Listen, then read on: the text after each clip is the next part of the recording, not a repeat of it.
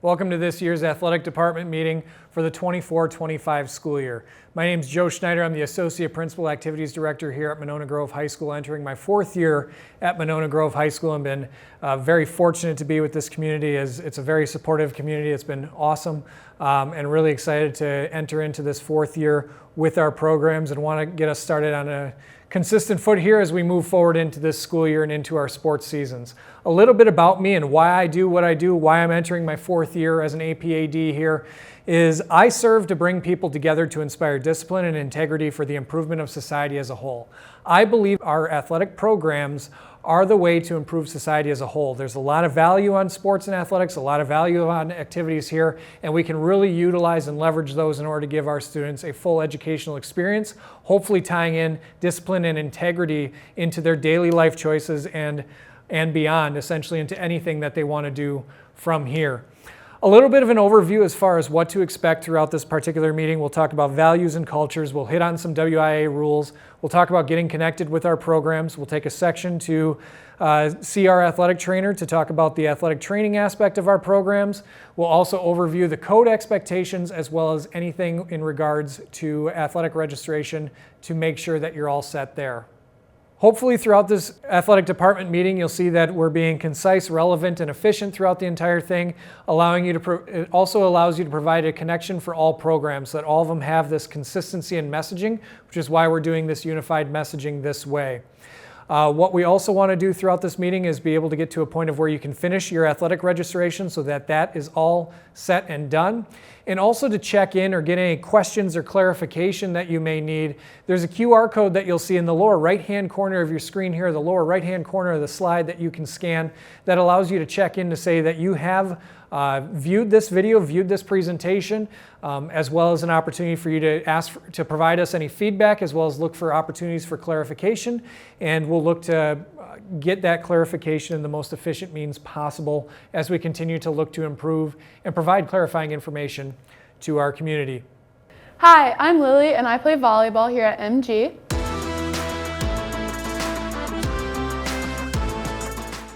I'm here to share student expectations for our programs that were developed by student athlete leaders in the last few years.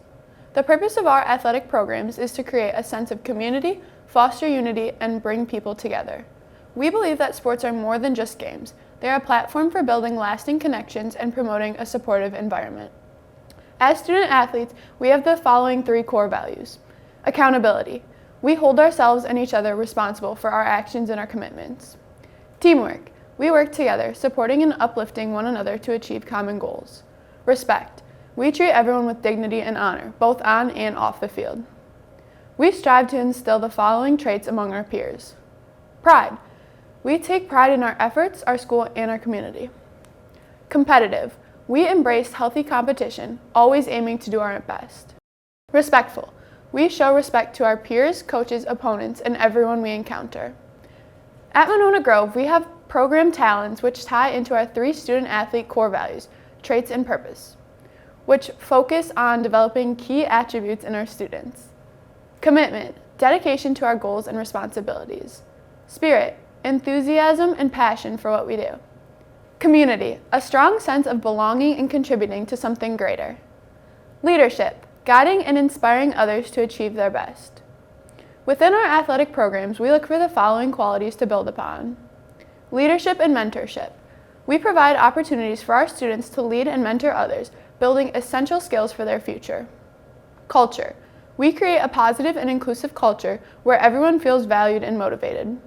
Relationships, building strong, supportive relationships with peers, coaches, and the community.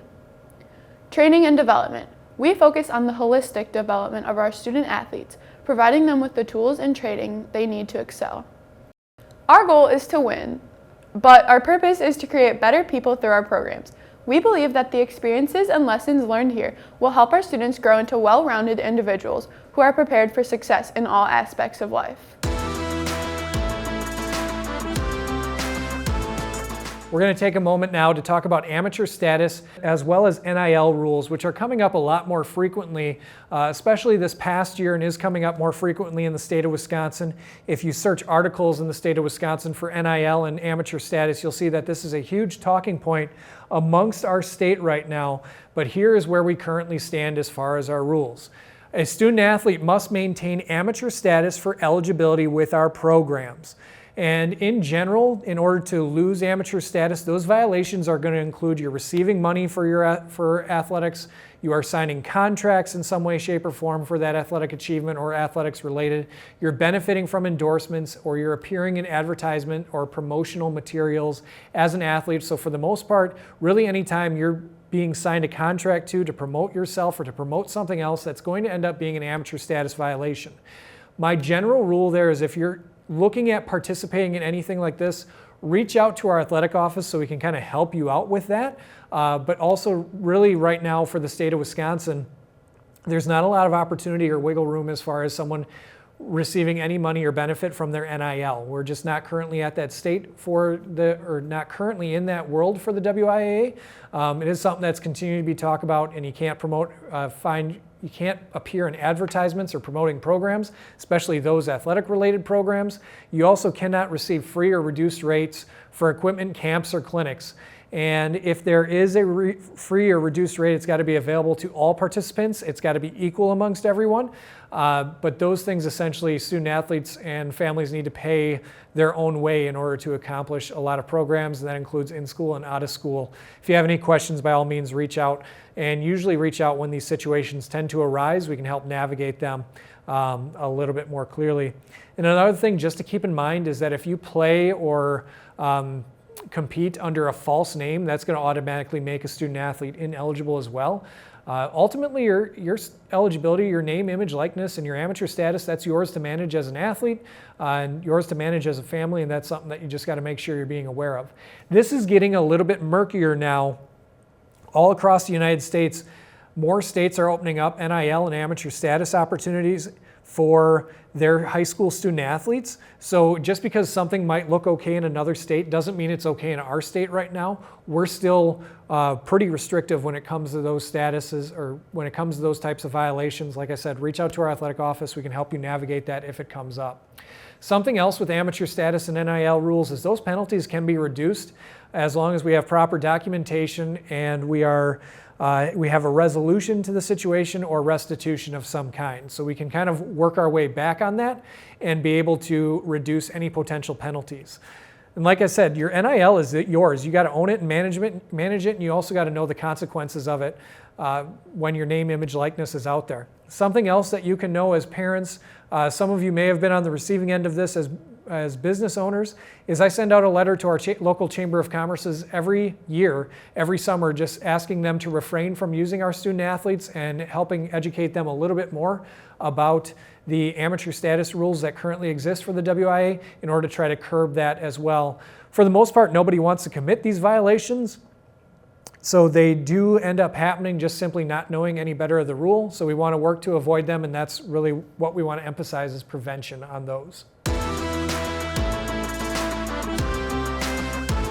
Hi, I'm Eliza Martin, and I'm involved in girls tennis. I'd like to take a moment to share some important resources and ways you can stay updated with Monona Grove Athletics. MononaGroveAthletics.com is our main website where you can find weekly posts, schedules, and individual team sites as our coaches update them. The site is primarily informational and is a great resource to keep you in the loop. BadgerConference.org. For official scheduling, visit badgerconference.org. You can get real-time alerts and updates on all our athletic events. It's the go-to place for accurate scheduling information. Social media. Follow us on social media for the latest updates and highlights. Instagram at Monona Grove Athletics, X, or formerly Twitter, is at mghssports, and Facebook is Monona Grove Athletics. MG Activities Athletics Minute. Tune in to our MG Activities/Athletics Minute podcast for weekly interviews. We feature members of our activities and athletics community, offering insights and stories that you won't want to miss. Thank you for staying connected and supporting Monona Grove Athletics.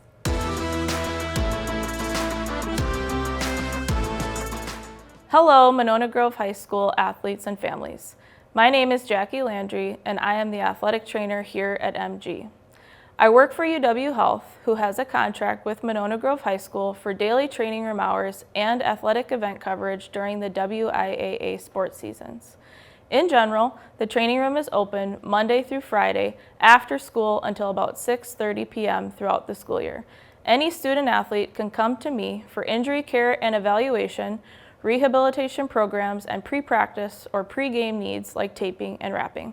I can also help with referring student athletes to UW Health sports medicine physicians and physical therapists when it is needed. I am looking forward to another year of athletics and will work hard every day to ensure the safety of all student athletes. In order to do this to the best of my ability, I need some help from you as athletes, parents, and guardians. Please pay attention to the following requests. Promptly report injuries to coaches and/or myself. It is crucial that athletes, parents, guardians, and myself are all on the same page. Provide coaches or myself with doctor's notes when activities should be restricted or when full clearance is given after an injury or illness. Report concussion symptoms immediately and remove yourself from play. And lastly, please familiarize yourself with the Monona Grove High School concussion care guidelines and the return to play protocol outlined in the Athletics and Activities Code. Here is my contact information. Don't hesitate to reach out with any questions or concerns.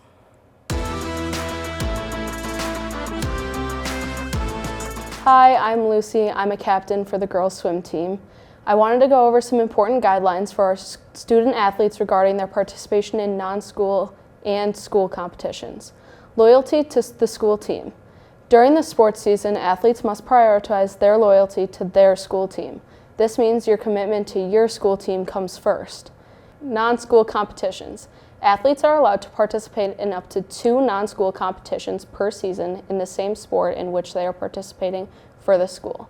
However, these must be approved by the school beforehand. Remember, participation in non-school competitions is prohibited during the WIAA tournament series.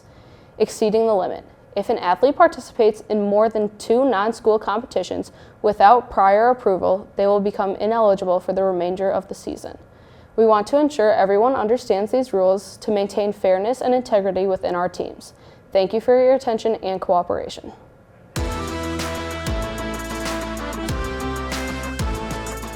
Let's now talk about really our code components, and we're going to start off by talking about the academic expectations in order to participate in our programs.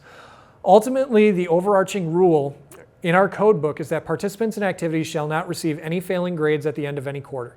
When considering academic eligibility, only grades reflecting academic performance during the most recent grading period will be considered. So when looking at that, what does that mean?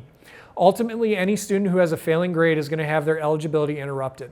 So as soon as you have that one failing grade, and we have dates established in our code book as far as when those are in effect, because we do have some time in order to process, in order to make sure teachers get their grades up to date and any potential resolutions can be resolved, or any potential situations can be resolved. You get 21 calendar days of ineligibility from the date in which it is posted. For fall sports, the definition there is 21 days from the time of first competition. And this is based on your spring semester grade. So for grades 10 through 12.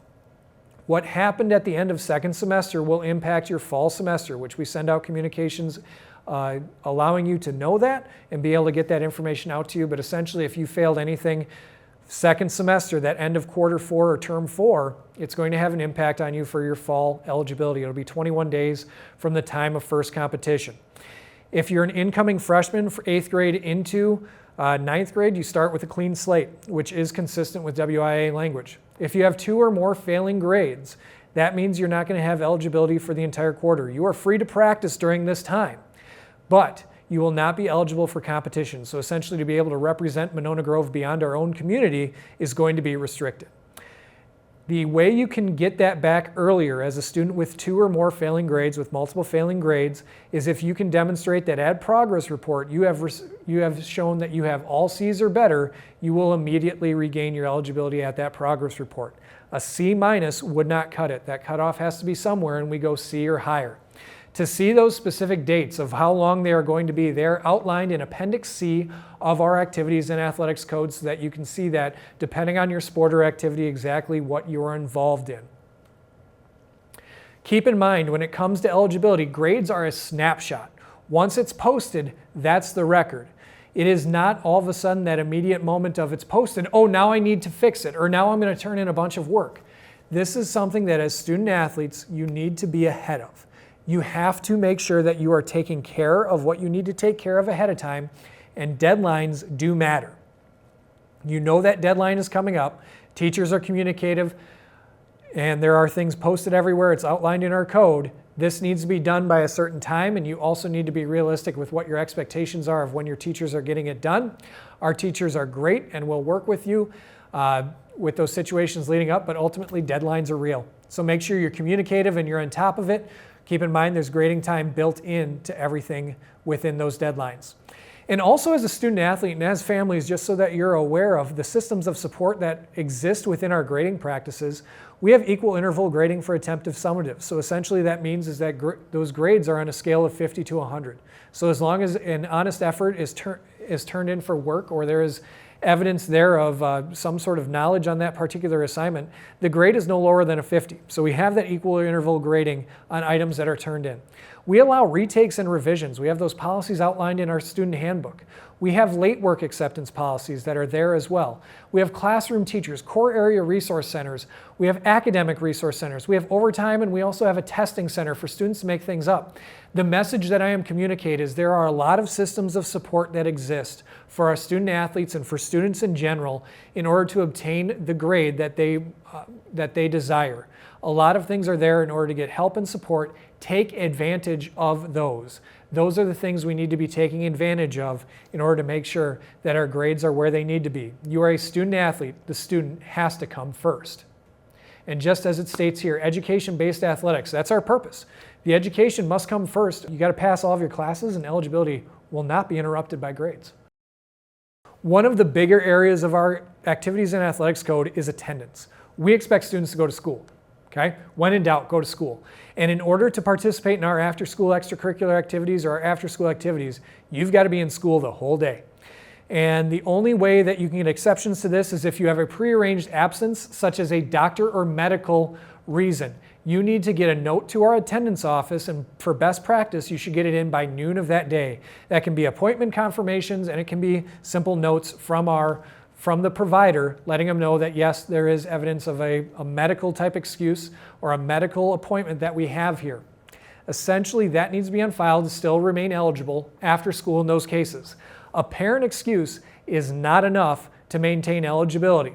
And the truth is ultimately we want to take that decision out of your hands. If a kid wakes up too tired to go to school at the start of the morning, then you know what? They're too tired to participate after school as well. We have to give a full commitment to school before we do that.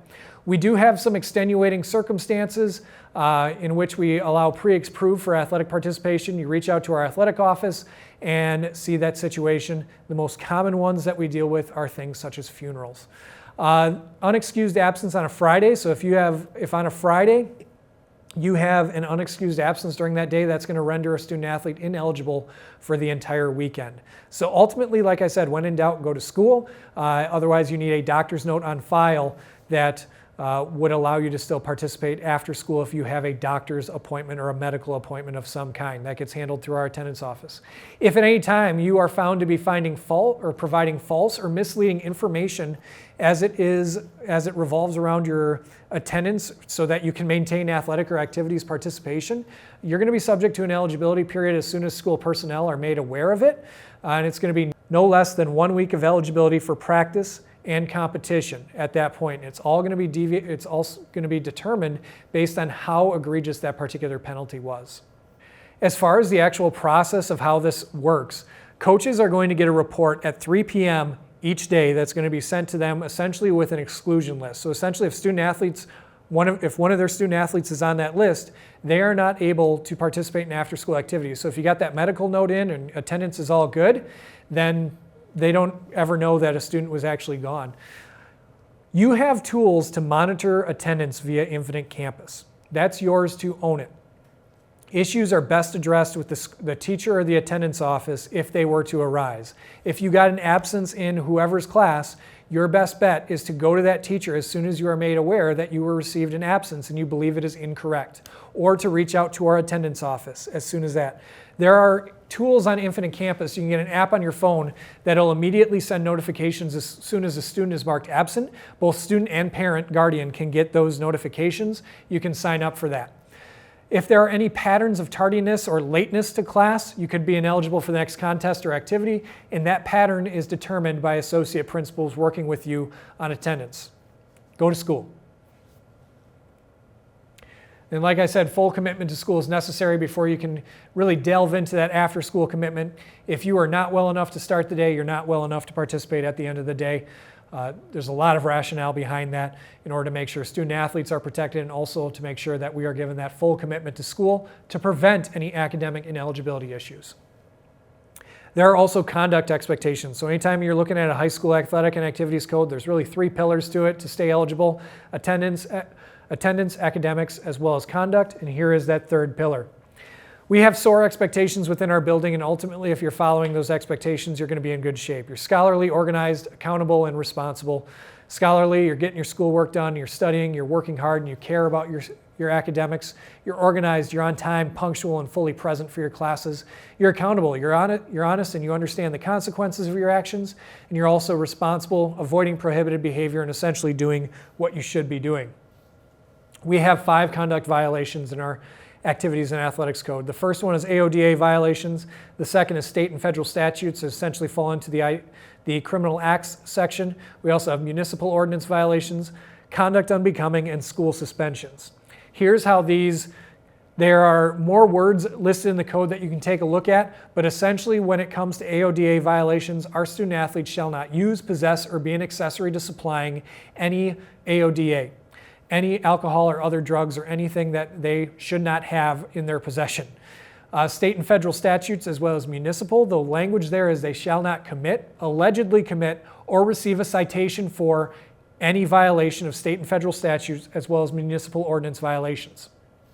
Conduct unbecoming covers that they shall not violate the school handbook, participate in negative or unsportsmanlike conduct at school events or online.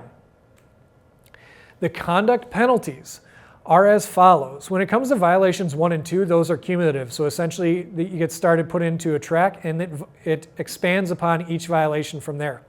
With violations 1 and 2, those are all grouped together. So your first violation in that ends up in a 25% suspension of whatever your sports season is, 50% for the second violation, ineligible for an entire calendar year, and then 2 calendar years after that. For violations 3 and 4, we do no less than the next upcoming competition and event, and usually we put together some sort of plan of improvement or behavior plan or what we can do moving forward on those. And then violation 5 just dictates that if you are suspended for school, you are expended through all extracurricular activities as well through the last day of suspension of 11:59 p.m.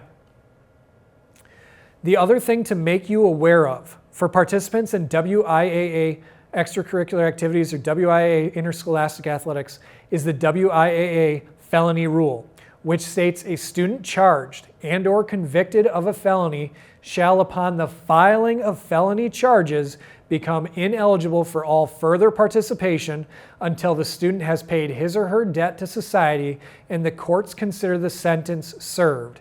That includes probation, community service, etc. So essentially any student that ends up with a felony charge of any kind at that particular moment is now ineligible for our WIAA programs and really ineligible for our activities as well. That whole process needs to be done and over with, including whatever the sentence that was served prior to being reinstated. Remember, participation in our programs is a privilege, not a right. These are situations that we need to avoid. And when it comes to our conduct portion of it, this is a reason to avoid anything that could be considered a close call. You can't be near it. Because even if you get wrapped up into it and you don't feel like you deserve getting the blame or whatever it may be, you can't be there. You have to avoid those situations, and we want to make sure our code is a reason for you to say no. And keep in mind that as soon as a citation or charges are issued, that penalty is enforced. So like I said, it can't be close. This is the incentive to say no to potential peer pressure, and it is a privilege to participate, not a right of participation. When it comes to representing MG beyond our community, it is a huge responsibility, and you have to be up to the task 24/7. It is an all-the-time commitment. When it comes to our conduct rules, our state association requires year-round enforcement of that. So if you had something that happened a couple months before the season started and now it just came on our radar, doesn't matter, we still have to enforce that year-round. Also for WIAA athletics, any portion that you miss of the WIAA tournament, you're suspended or ineligible for the entire tournament. So for instance, we'll use football because that has a 5-game playoff. If you end up with a violation that would take you out of level 1 football or that first round playoff game, you would be ineligible through state. There's no coming back. Once you have violated a conduct portion of a school's athletic code and it eliminates you from any portion of the WIAA tournament, you are done for the rest of the tournament. There is no exceptions to that rule.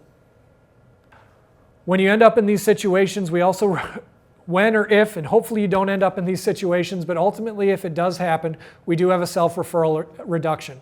And essentially that self-referral reduction is that you approach administration or one of your coaches to admit to the infraction the next school day or practice day, so essentially any contact day after the infraction. And we'll reduce it based on our reduction calendar. So 25% would go down to 10% of a season, 50 down to 25 is how we work that.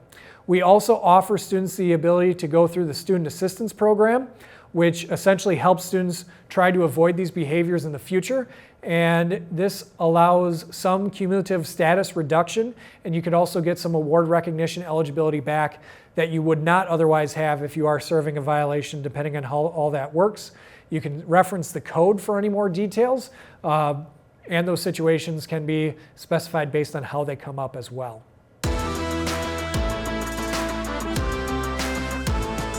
Hi, I'm Mackenzie Babcock and I'm involved in cross country and track. I'd like to share with you the Silver Eagle Support 6, our guidelines for supporting Monona Grove athletics in the best way possible. Be there. Attending athletic events demonstrates your commitment, fosters community, and creates a positive atmosphere for both players and fans. Your presence matters.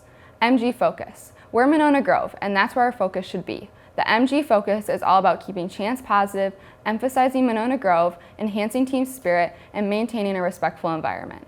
Chance targeting opposing players, teams, or officials are not accepted. No BCDs, blaming, complaining, defending. Avoiding blame, complaints, and defensiveness promotes accountability, positive problem solving, and a constructive sports environment. Let's focus on solutions and positivity. Honor officials and opponents. Respecting officials and opponents builds a culture of fairness and integrity.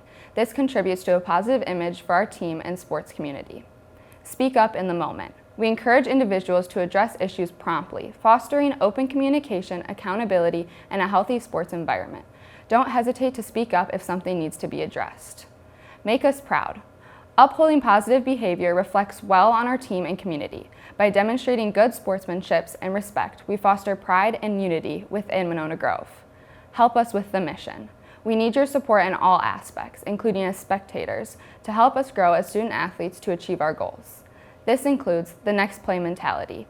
We need everyone to adopt the next play mentality. This means focusing on what's next rather than fixating on a call or a mistake. Dwelling on what's already happened doesn't help anyone. Instead, let's concentrate on the next play and how we can improve. Student athlete mentality, creating a positive and supportive environment, is crucial for the mental health of our student athletes. We all have a role in this by promoting positivity and support. Conflict resolution and managing emotions. Athletic programs are an opportunity to grow. It's important to handle conflicts constructively and manage our emotions effectively. This means staying calm, communicating openly, and resolving issues in a way that builds understanding and cooperation. By focusing on these points, we can help our athletes stay mentally strong, foster a positive environment, and ensure that we're always moving forward together. Thank you for your commitment to supporting our athletes and creating a positive environment for everyone involved.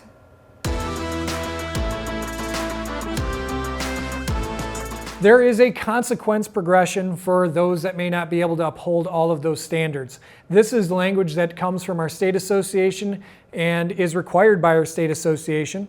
A spectator removed or ejected from an interscholastic athletic competition for flagrant harassment or unsportsmanlike conduct is suspended from attendance for no less than the next competitive event, but not less than one complete game or meet. So essentially, if you're ejected for not unsportsmanlike conduct, you have to miss the next competitive event. It is also now a requirement, as of this past spring, that if you are ejected from a contest, you must complete the NFHS sportsmanship course prior to being allowed back. So if you were to be ejected the first time for students and spectators, you'd miss the next contest per that WIAA game management bylaw, and you must complete the NFHS sportsmanship course and prove evidence of that before you're allowed back. The second instance is it's going to be a 14-day ban of all home and away contests as a spectator. On that third instance, it's going to be a ban for the remainder of the season of occurrence and the upcoming season. This will also include, if applicable, a 25% code of conduct violation for violation 4 for conduct unbecoming, and the fourth instance is a lifetime ban from MGHS events. Keep in mind that first violation is a state association requirement, and it can't be close. We can't be on the line. We have to make sure we're maintaining that positive environment for all of those involved. Registration. So when it comes to registration, we need to complete these in order to allow any sort of participation in practice or tryout. A physical must be on file with us, and it must be dated on or after April 1st, 2023, and it is good for 2 school years. Generally, we will try to send out an alert or a courtesy email in April if we notice that your physical is not going to be good for the upcoming school year, but that can't be the end-all be-all. Our hands are really tied on that particular date and meeting those physical requirements. A student under no circumstances can participate without it. We also have the code agreement, concussion agreement, acknowledgement of risk, WIAA eligibility form, registration form, player and parent guardian contract from benchbadbehavior.com, as well as a student code quiz that they need to take. This is all provided online through Infinite Campus. For the most part, it's going through and completing some forms indicating intent to participate. We also have deadlines when it comes to registration, as I would say this is one of the most important steps we do up front in order to manage our students' eligibility. They got to be completed by 4 p.m. on Friday, August 2nd, or completed tonight if you're viewing this on the day of for football and dance. For girls golf, it's got to be completed by Thursday, August 8th in order to be able to eligible participate on that first day. Girls swim and dive and girls tennis, it's Friday, August 9th. And boys and girls cross country, boys soccer and girls volleyball, Thursday, August 15th. After that, there is a business day of waiting to participate. This allows us to properly register and go through the paperwork of what's going to be 300 to 500 different student athletes. In order to get that done in that time, we need some time to be able to properly do that, and that's the reason for the waiting period. So make sure you're hitting those deadlines and getting all your forms in to be eligible for day 1. Remember, anytime that you register after that, it's a business day of waiting so that we can properly process your paperwork. If you have any questions or as well as sign in to indicate your participation in this particular meeting, hit the QR code in the lower right-hand corner of your screen, or if you're looking for clarification, or if you have any feedback as far as where we should be emphasizing some information more or something that could use more clarification, please fill that out on that QR code there. Otherwise, I appreciate your attendance. I appreciate your commitment to our programs, and good luck this season, and go Team MG.